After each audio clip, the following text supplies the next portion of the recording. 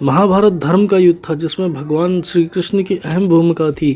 कहा जाता है कि श्री कृष्ण चाहते तो ये युद्ध रोका जा सकता था, लेकिन उन्होंने इस युद्ध को रोका नहीं। श्री कृष्ण ने हथियार ना उठाकर हमें जीवन का सबसे बड़ा पाठ सिखाया। सच और मेहनत से जीती गई जीत ही असली जीत होती है। महाभारत की कथा में एक महत्वपूर्ण प्रसंग है युधिष्ठिर का जुआ खेलना, जिसने पांडवों के जीवन में भूचाल ला दिया था। भगवान श्री कृष्ण को विष्णु का अवतार माना जाता है। उनके पास अपार शक्तियां थी। वे चाहते तो अकेले ही इस युद्ध को खत्म कर सकते थे, लेकिन उन्होंने ऐसा नहीं किया।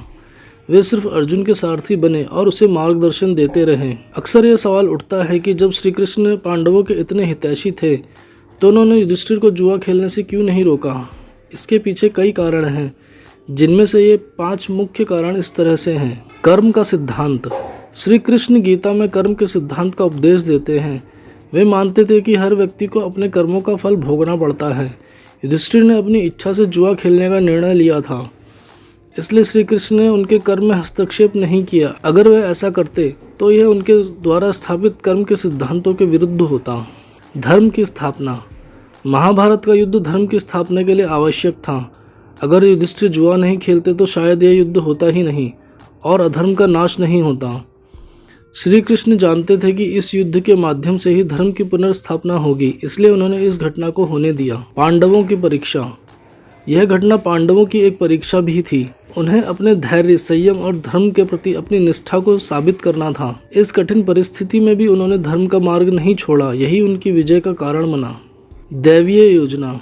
कुछ विद्वानों का मानना है कि यह सब दैवीय योजना का हिस्सा था। श्री कृष्ण स्वयं एक अवतार थे और वे जानते थे कि भविष्य में क्या होने वाला है।